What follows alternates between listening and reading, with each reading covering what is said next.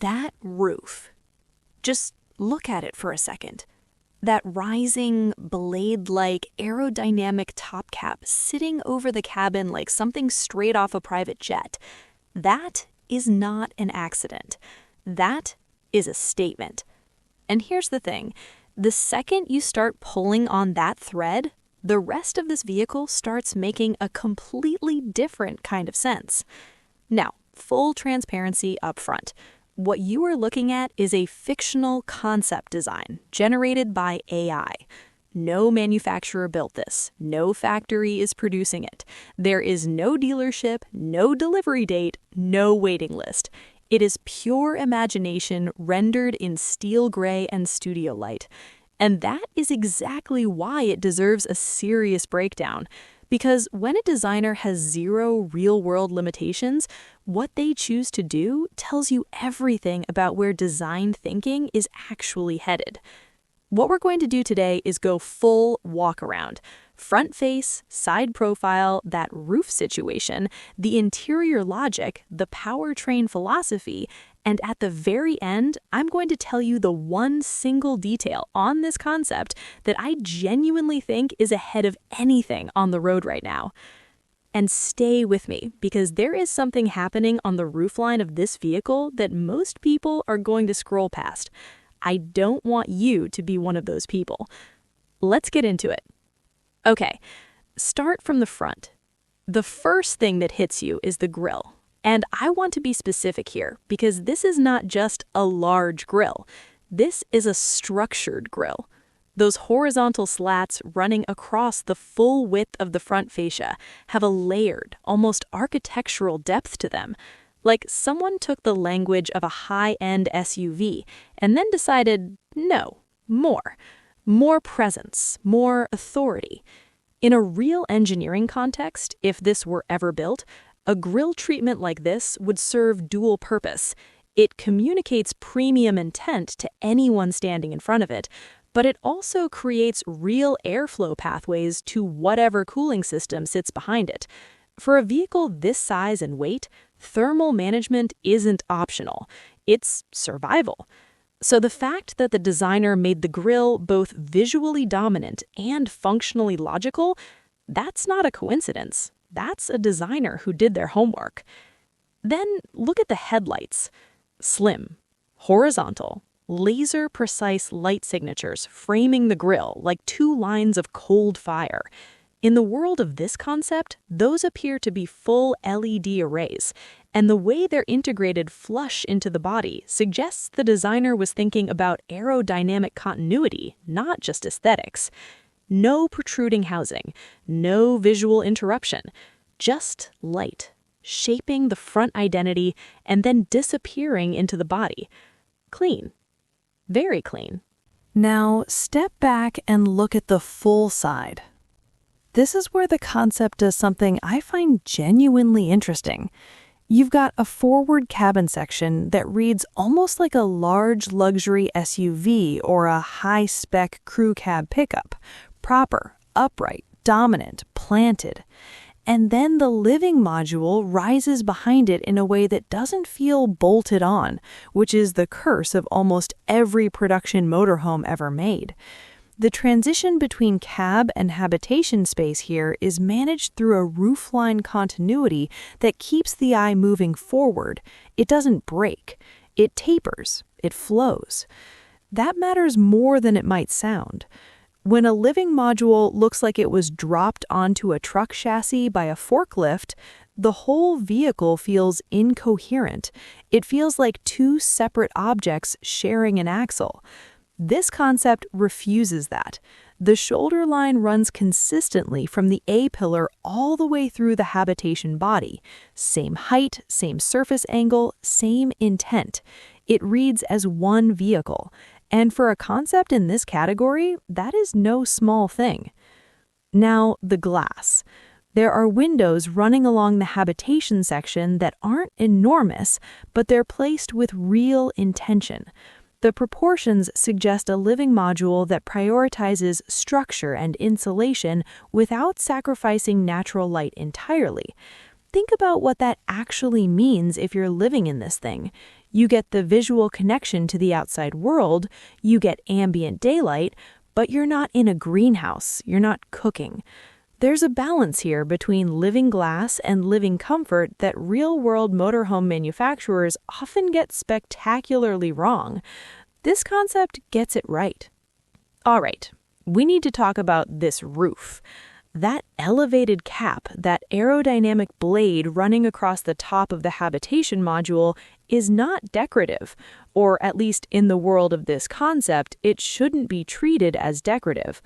What the designer appears to be proposing is a raised roof section, a lifting or pop-top style mechanism, where that top cap serves as the upper panel of an elevated sleeping or living area. Based on the proportions visible here, when this roof section is in the lowered position for driving, the overall height would be dramatically reduced compared to a traditional alcove motorhome. We're talking about the difference between clearance headaches in urban parking and actual garageability. In real motorhome engineering, and there are concepts in this space that have tried exactly this, a lifting roof mechanism can use electric scissor lift actuators or a worm drive system to raise the sleeping loft in under 30 seconds. The result is a vehicle that travels low, stays aerodynamic on the highway, and then opens up into full standing headroom at camp. This design appears to be imagining exactly that system, but executing it with the visual language of a concept car rather than a caravan accessory. And that profile, that swept angular cap shape, if it were wind tunnel optimized, it could meaningfully reduce drag on a body this size. For a heavy vehicle at highway speed, that translates directly to range, to efficiency, to the difference between stopping once for fuel or twice. That roof isn't just the most interesting thing on this concept visually, it might be the most important thing on it functionally. Look at the wheels. Large diameter appears to be somewhere in the range of 18 to 20 inches based on the proportions here, wrapped in wide, capable rubber with a profile that suggests this concept isn't strictly a highway machine. The multi-spoke dark alloy design communicates performance intent without going ostentatious. These are not the wheels of a vehicle designed to stay on tarmac.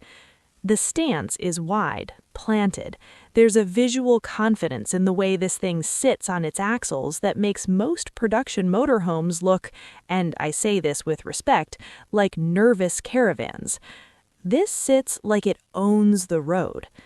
The exterior alone makes this one of the more compelling concepts I've analyzed in this category, but honestly, the exterior is the easy part. What I think is happening inside this thing is where it gets genuinely fascinating. Now, obviously, this is still conceptual territory. We can't open the door and walk in. But here's what we can do. We can use what the exterior tells us, the roofline height, the glass placement, the body proportions, and do some intelligent detective work on what a designer with this level of exterior ambition would almost certainly do with the interior. Think of this as reading the evidence. Based on the cabin section visible from the exterior, the driver's environment in this concept appears to follow a high-spec SUV architecture. Large, well-integrated mirrors, extended the way you'd need them to manage a vehicle with a living module behind you. The front-face design language, with its full LED adaptive signatures and what appear to be active sensor housing positions, strongly suggests this concept imagines a driver assistance suite, adaptive cruise, lane management, object recognition. In a real production vehicle built around this design philosophy, you'd be looking at a digital instrument cluster, a large central infotainment display, and steering wheel controls that keep your hands where they belong. The cabin structure looks double row, meaning a genuine second row of passengers can travel in comfort with real legroom, real access to ventilation, and enough space to not feel like cargo. That matters, because motorhome travel is rarely solo. When that roof elevates, and based on the design it almost certainly does, what you're unlocking is a sleeping space directly above the cab section. In a real build of something like this, that loft would measure somewhere around 2 meters in one direction and at least 180 centimeters in the other, based on the cab width visible here. Enough for 2 adults to sleep comfortably, full length. The tarpaulin or rigid panel system that forms the walls of the elevated space when raised would need to be thermally insulated, and a designer working at this level of concept would absolutely be specifying climate-maintained sleeping quarters, not just a tent over your head. Here's what that actually feels like at 2 in the morning in a mountain campsite. You're elevated above the vehicle body, you're warm, you can hear rain on the roof without being cold, and the moment the roof descended around you when you first raised it, that feeling of a space expanding to welcome you, that's not nothing. That's design doing emotional work. Moving into the habitation section, based on the body proportions and the visible window placement, I'd estimate we're looking at an interior that provides something close to full stand-up headroom in the raised roof configuration. In a concept with this exterior philosophy, the living space would almost certainly feature a dinette area that converts fold-down tabletop, repositionable seatbacks into a second sleeping area. It's the standard transformation logic of compact luxury living, but here's the difference. A designer working at this visual level would prioritize surface quality, soft materials, considered lighting, the kind of ambient detail that makes a 6-meter vehicle feel like a boutique hotel room rather than a touring caravan. Based on concepts in this spatial category, that main bed, when the dining area is fully converted, would likely reach 180 to 200 centimeters in length and close to the same width. 2 people, comfortably, and with enough lateral space that you're not negotiating elbows all night. Now, in a real production version of something like this, if that day ever came, the engineering challenge would be balancing structural rigidity with transformation flexibility. Every folding joint is a potential failure point. Every convertible section adds weight. But that's the luxury of working in concept space. The designer gets to imagine the perfect mechanism without the procurement team pushing back. The exterior gives us a hint here too. There appears to be an external locker access on the body, common in this vehicle class for exterior kitchen setups. But at this design level, I'd expect the interior kitchen to be the primary cooking environment, compact, integrated, and finished with the kind of detail you'd find in a high-end studio apartment. Think induction cooking surface, because in a concept with this level of design ambition, gas is unlikely to be the headline fuel. Compact refrigeration and a sink layout that doesn't make washing dishes feel like a punishment. Countertop material that photographs well and survives road vibration. Under-counter storage that is genuinely accessible, not theoretically accessible. The difference between those two things is the difference between a kitchen you cook in and a kitchen you photograph. Here's where even the most ambitious concept get humbled by physics. In a vehicle this size, and based on the exterior, we're looking at something in the 5.5 to 6.5 meter range. The bathroom is a masterclass in compact engineering. Based on the body width visible here, a wet bath arrangement, where shower, toilet, and sink share the same space, is the most likely solution. But a concept at this level would execute that wet bath with materials and proportioning that make it feel like a choice, not a compromise. heated towel rail, ventilation window, a shower head positioned high enough that a 6-foot person doesn't feel like they're washing in a phone box. In the world of this concept, if someone were ever brave enough to actually build it, the bathroom would be the make or break room. It's the one space that tells you whether this is a real luxury product or just a luxury-looking one. My read? The exterior DNA here suggests a designer who'd get it right. One last interior thought.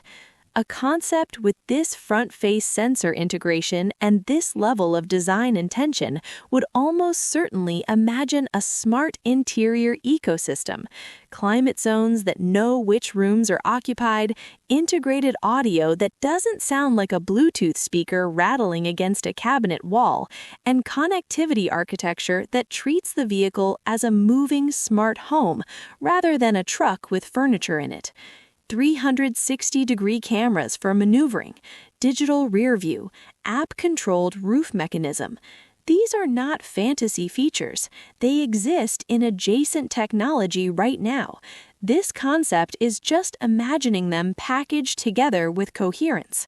And that coherence, that sense that every decision was made by someone who actually thought about what it means to live in a vehicle, that is what separates a real design concept from a render someone made for likes.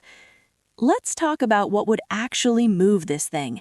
And I want to be clear, this is conceptual engineering thinking, not confirmed specification. This is me asking, given what we can see, given what the design is communicating, what powertrain philosophy makes the most sense? The visual design language here, the front grille architecture, the size of the cooling intake, the overall proportions, suggests a designer who is thinking about a high-torque, high-capability propulsion system. In a near-future production scenario, a vehicle like this would have two credible powertrain paths.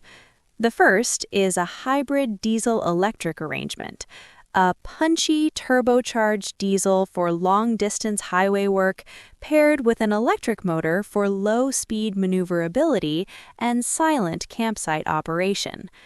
Based on real concepts in this weight class, a 2-liter bi-turbo diesel producing somewhere above 200 horsepower would give this vehicle legitimate freeway capability without feeling like you're fighting physics every kilometer. The second path, and this is where the concept space gets exciting, is a fully electric architecture with a serious battery stack. We're talking somewhere in the region of 150 to 200 kilowatt hours of capacity, which in a real-world build scenario would require a ground-up platform specifically designed for this purpose. The technology to package that efficiently in a 6-meter body exists at the component level right now, but the integration engineering would be genuinely complex. Given the exterior design, I'd bet the designer was leaning hybrid. The grille says there's thermal mass behind it that needs active cooling. That's not an EV front face. That's something that breathes. That raised roof cap is not just structural. In a concept designed for off-grid capability, which this absolutely appears to be given the stance, the wheel choice, and the body clearance, the horizontal surface area of that roof panel is a solar opportunity. A designer thinking about energy independence in a vehicle like this would almost certainly spec photovoltaic panels into that upper surface.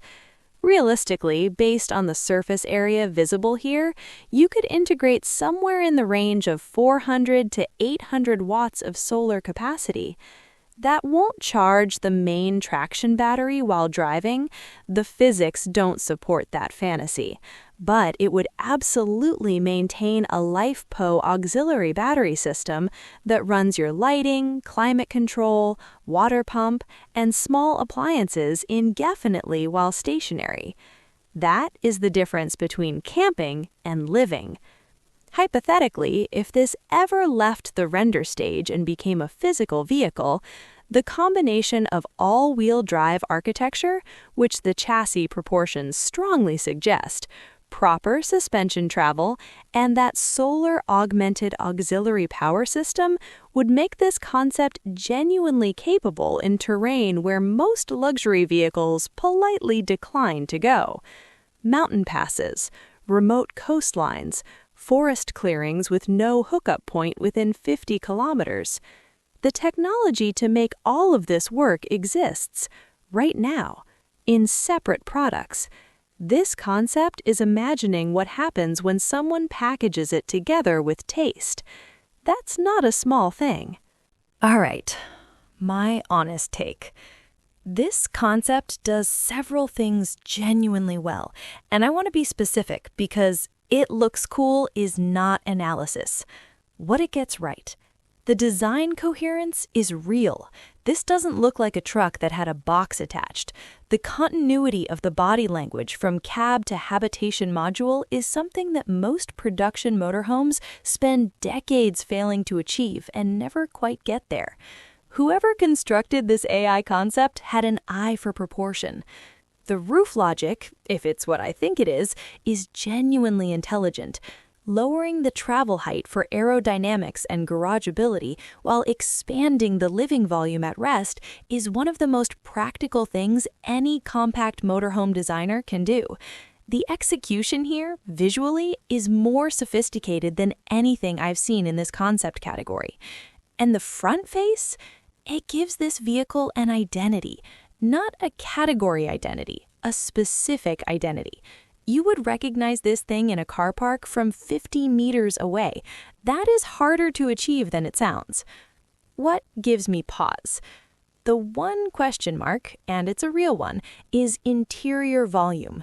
The design prioritizes visual elegance over raw habitation space, and in a vehicle you're actually going to live in, there are moments where you want cubic meters more than you want clean lines. A concept like this, if it were ever engineered for real, would face some difficult choices about what gets compromised to maintain that exterior drama. That's not a fatal flaw. It's a real-world constraint that every motorhome designer navigates, but in the honest spirit of this breakdown, it's worth naming. The one detail I find most impressive? The roof. I keep coming back to the roof. Not because it's the most visually dramatic thing on the vehicle, though it might be, but because it's the detail that suggests the designer was thinking about the experience of this vehicle, not just the appearance of it. A lifting roof is an engineering decision that prioritizes how you live in the thing over how you show it at a motor show. And a concept that makes that choice while still managing to look this good, that's rare. That is genuinely rare. The one thing I'd change, more glass on the habitation section. The window proportions feel slightly conservative for a concept at this design language level. Push the living module windows larger, run them almost like a panoramic band, and this vehicle goes from impressive to unforgettable. You'd sacrifice some thermal performance and structural simplicity, but in a concept with this much visual ambition, the payoff would be worth it. What it says about where luxury mobility is heading.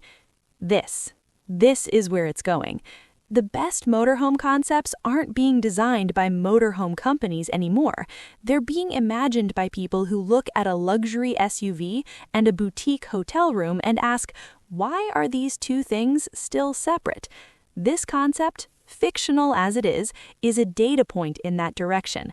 The idea that you can have the road presence of a premium SUV, the living comfort of a proper small apartment, and the off-grid capability of a serious expedition vehicle all in one coherent body, that is not a fantasy. That is an engineering problem waiting for the right budget.